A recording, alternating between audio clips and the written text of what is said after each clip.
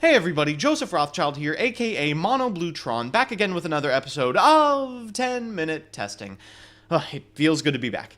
I look forward to losing a lot of sleep in the near future. As a heads up, this is the last week we're going to be playing without Link monsters. I'm super excited and I'm already brewing, but today we're looking at a deck that functions exactly the same if they are out or if they're not, true DRACO Monarch. So here's the deck. Now, as I'm sure you can see, there's a lot of interesting nonsense going on here, not the least of which is that there are no copies of Masterpiece. As always, I'll be explaining a little about the archetype, a little about what I hope the deck can do, and as always, the card by card. So firstly, for those of you who have been living under a rock, true Dracos are the terror of the format and our nation's best hope against the Zodiac Menace. They put up some impressive results at Nats, including a top 16 finish by a close friend of mine, Socks, but unfortunately their clock was generally cleaned by either Zoodex or Zoodex splashing true Draco. They're a set of tribute summonable monsters that can be summoned by tributing spells and traps, and they add cards to your hand on your opponent's turn.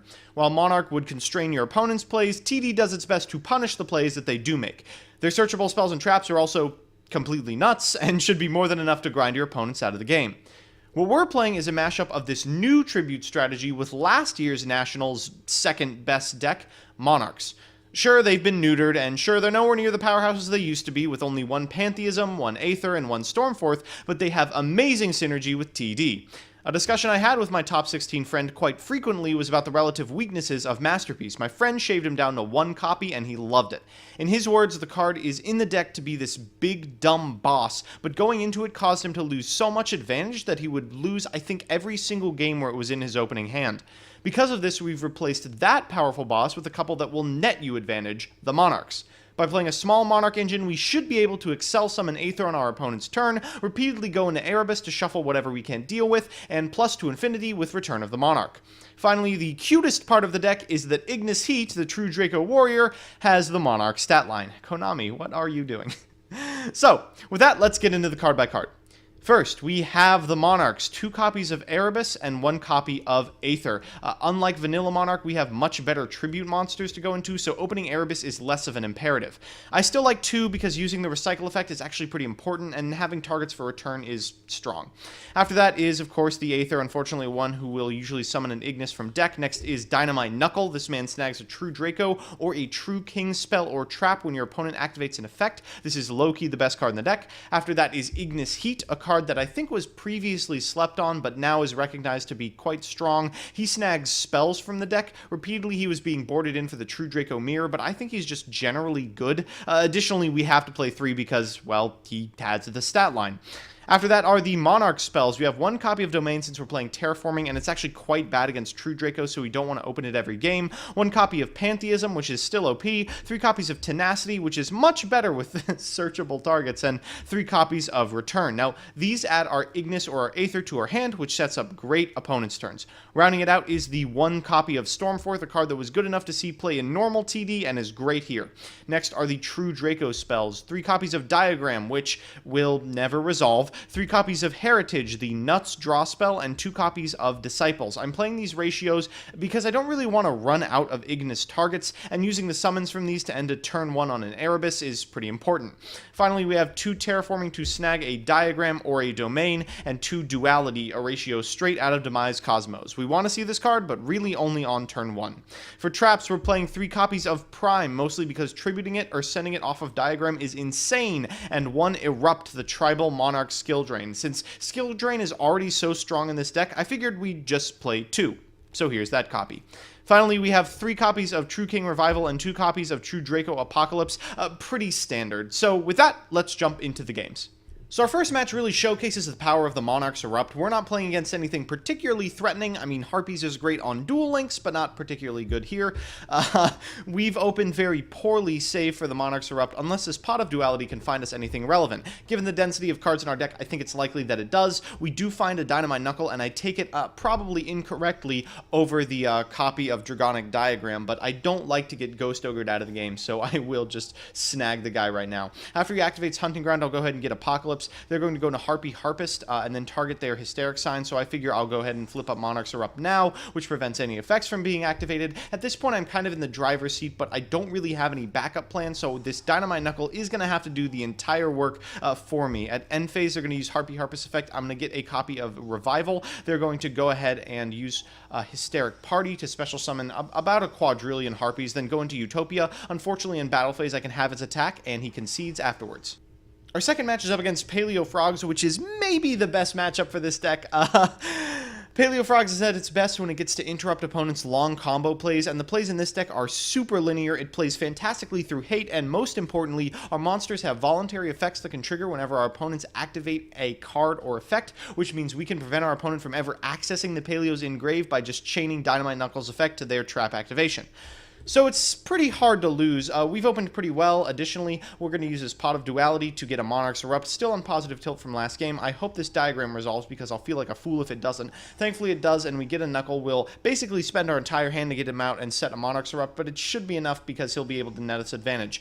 This card of demise is going to send a Backjack, and the Backjack effect is going to get us a copy of Return.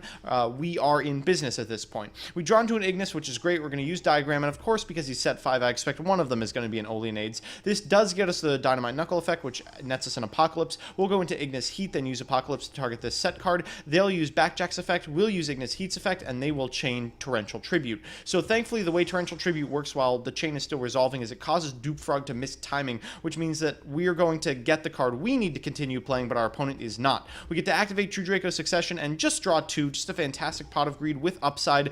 We draw into another copy of Dragonic Diagram. We will summon back our copy of Dynamite Knuckle with Return, and then immediately tribute it to get an Ignus Heat. Then we'll use the extra normal summon off of Succession to get the Ignus Heat after tenacitying with the Ignus Heat for a Return. That's a mouthful. We'll then destroy this set card and add a copy of Ehther to our hand. I mean, we are firmly in the driver's seat at this point, and our opponent's set cards aren't particularly exciting. This Lincolnia is going to get an Oleanades. I do allow this to resolve because I know I can prevent the other one from ever activating. Our opponent is going to flip up a Canadia. We'll chain the effect, which causes it to not activate, and then our opponent's going to flip up a Reckless Greed. We'll use Revival in response, which prevents the other activation. After drawing 2 cards, our opponent concedes. Well, we fought against the Grunt and the mini-boss. We may as well play against Big Daddy Zodiac itself.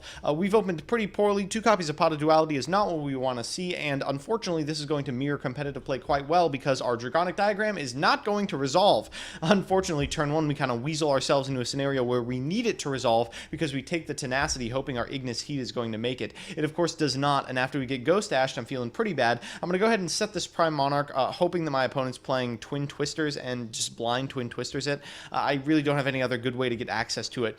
He's going to go into Thoroughblade, immediately go into Wild Bow, Tiger Mortar to get the Rat Pier he discarded back. He's drawn into a Twin Twisters, which is kind of good news for us, and after going into Broadbull and getting a copy of Ram Ram to extend his combo, he'll go ahead and Twin Twister it. This does give us access to Prime eventually, but unfortunate it couldn't have happened under better circumstances. He's going to summon back the Ram Ram, go into Dryden. You've seen this play a quadrillion times, end on a copy of Emerald, which is one of the better things we could see. It doesn't have any effect on our turn, which I'm pretty happy about. A Tornado Dragon probably would have fucked us up quite badly. Our opponent is going to end by setting a copy of Econ, a copy of my body, and having a Ghost Ogre and Regeki in hand. We're going to Pot of Duality. We do thankfully find a monster. We'll immediately set this trap and tribute for it. Apocalypse is going to allow us to destroy this Trident, basically just baiting the activation. I want my trap off of Dynamite Knuckle, and I want my 2 cards off of True Draco Succession. We're going to use the effect, and our opponent is going to Ghost Ogre it. I think a little too happy just to press yes. We do get to destroy it and then draw 2. We draw into a copy of Diagram and Tenacity, which is great because this multiple Tenacity allows us to get Ignus, and then we can use the Tenacity with Ignus to get Return. We can use the extra Tribute to get Ignus, and then we can use the Return to get a copy of Ehther. He's going to chain the enemy controller in response to the True Draco Succession's effect to destroy it, so we don't get to walk over the Emerald, which is a little bit of a unfortunate circumstance. We do get to shuffle 3 back in and draw off Disciples, and really now we have the tools to be in the game. Our opponent's going to start with an Emerald, shuffling 3 cards back. Can't really do anything a lot about that. They draw into a copy of Dark Hole. A Dark Hole and a Regeki are not particularly good. This Diagram is quite good because it prevents it from being destroyed, and then we will go into Ehther as soon as we have access, add a card to our hand, and then special summon a copy of Erebus. Unfortunately, that immediately gets Regeki'd. We'll bring back the Ignus with our revival and hope that that's really enough to get the ball rolling. We've drawn into all 3 copies of Ignus. We'll get a copy of original Monarch, then discard it for the Erebus. Just, I really want to be recurring something other than Ignus all day. We'll go ahead and use the extra tribute summon off of Disciples so we can start chewing through this back row that I have no idea what it is. We grab a Dark Hole. This Prime Monarch's going to come in and allow us to special summon Erebus, which immediately gets solemned. We'll walk over for 900 and pass back. So we're in a really commanding position here. Our opponent draws into probably the best draw in his deck, the Zodiac Barrage, which he will immediately use to destroy this Tanky, get himself a copy of Rat Pier, which of course are now both back in the deck. It's going to special summon another Rat Pier, go into a Tiger Mortar, go into a Broadbolt to get a copy of the Whiptail. This is going to be a little bit of a problem for us in later turns. We'll go into a Ram Ram, and then of course the Trident to destroy the Ram Ram in order to, of course, go into another Emerald. I mean, God, this deck is just so good at recurring cards. 3 cards back into the extra deck. They draw into another copy of Barrage. Good thing it's OPT. We are going to have to do something about this Trident. We'll start with the Tribute Summon of the Ignus, then use the Disciples to destroy the last set card. Then we'll use Erebus to shuffle the Trident. He'll go ahead and destroy it. I will shuffle the Trident regardless, just because I know he can equip the Viper, and it's just going to be a problem no matter what. So we're going to use Revival to get this card back, and at this point, our opponent finally concedes. So we're back with the deck. Jesus, don't you just love this meta? It's so interactive and long.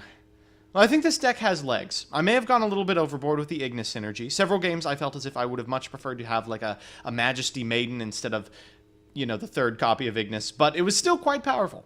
It's hard to judge the differences when the only benefit to changing cards is more card advantage, but I never really felt like I'd run out except in games where I only landed 1 copy of my true Draco guys. I'd probably remove a Prime Monarch for a March of the Monarchs or something. The lack of protection relative to Masterpiece does actually hurt a fair amount, and I think that I would also probably remove the 3rd copy of Ignis Heat for a Majesty Maiden. The ability to get more guys is pretty much the only scenario in which I was dropping games. Otherwise, it's a fun deck that is deceptively hard to play optimally, and I'd urge you to give it a go. So that's that. I hope you enjoyed the video, and I thank you for sticking with me after my Nationals hiatus. If you'd like to see me play the decks I make on this show on stream, I'm on twitch.tv/monobluetron every Monday and Thursday from 10 to midnight Eastern Standard Time. And if you want to see a certain deck or archetype played on a future episode of this show, let me know in the comments section below, and I will do my best to try it out. Otherwise, I'll see you Tuesday.